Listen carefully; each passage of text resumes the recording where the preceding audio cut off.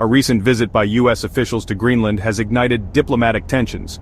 The delegation, which included Second Lady Usha Vance and National Security Advisor Mike Waltz, faced sharp criticism from Greenland's Prime Minister, Knut B. Ejide. Ejide called the visit highly aggressive, particularly questioning the presence of Waltz. He suggested that the inclusion of a high-ranking security official was a deliberate show of force, raising concerns about the true intentions of the visit. The White House, however, presented a different narrative. They emphasized the cultural aspects of the visit, highlighting Vance's interest in Greenlandic heritage and historical sites. They pointed to her planned attendance at the Avanada Kimusursu dog sled race as a testament to the delegation's focus on cultural exchange. Despite these assurances, Ejide's criticisms reflect a deeper historical mistrust. He drew a direct link between the visit and former President Donald Trump's repeated expressions of interest in annexing Greenland. Trump's statements, suggesting that the U.S. would acquire Greenland one way or another, have not been forgotten. This latest visit, therefore, has been perceived by some as a continuation of U.S. efforts to exert influence over Greenland, a sentiment further fueled by the presence of a prominent national security figure like Waltz. The controversy surrounding the visit underscores the complex relationship between the U.S. and Greenland, one rooted in a history of geopolitical maneuvering and resource competition. The U.S. has long held strategic interests in Greenland, dating back to World War II, when the island served as a crucial outpost for monitoring German activity in the North Atlantic. This strategic importance was further cemented during the Cold War, with Greenland playing a key role in monitoring Soviet submarine movements. Trump's interest in acquiring Greenland, while widely dismissed as outlandish, brought these historical tensions back to the forefront. His administration's focus on Greenland's vast mineral resources, particularly rare earth elements crucial for modern technology, raised concerns about potential exploitation. Ejide's criticism of the recent U.S. delegation visit must be understood within this historical context.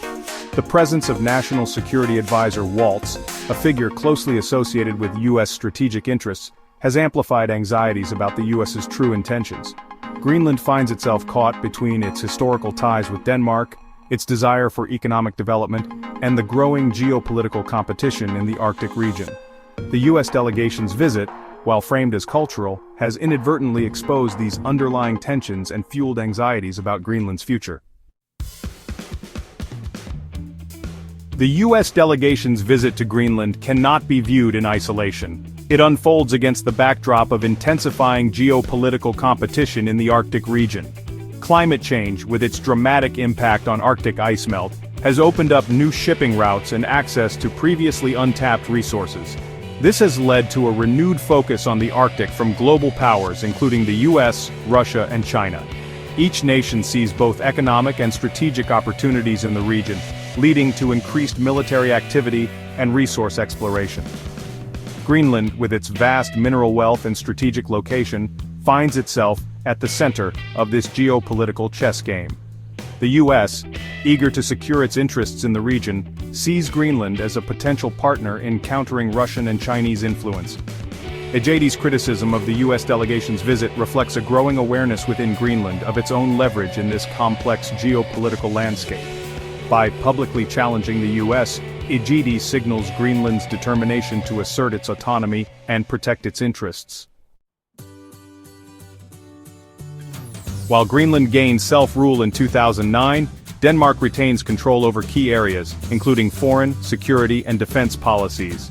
This delicate arrangement places Denmark in a precarious position as it navigates the growing U.S. interest in Greenland.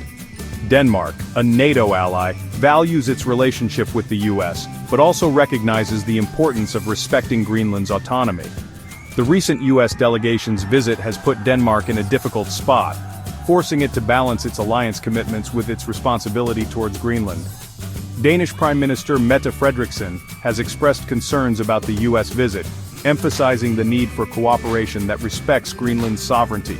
Denmark's foreign minister has also summoned the U.S. ambassador to discuss the matter, signaling Denmark's unease over the U.S.'s approach.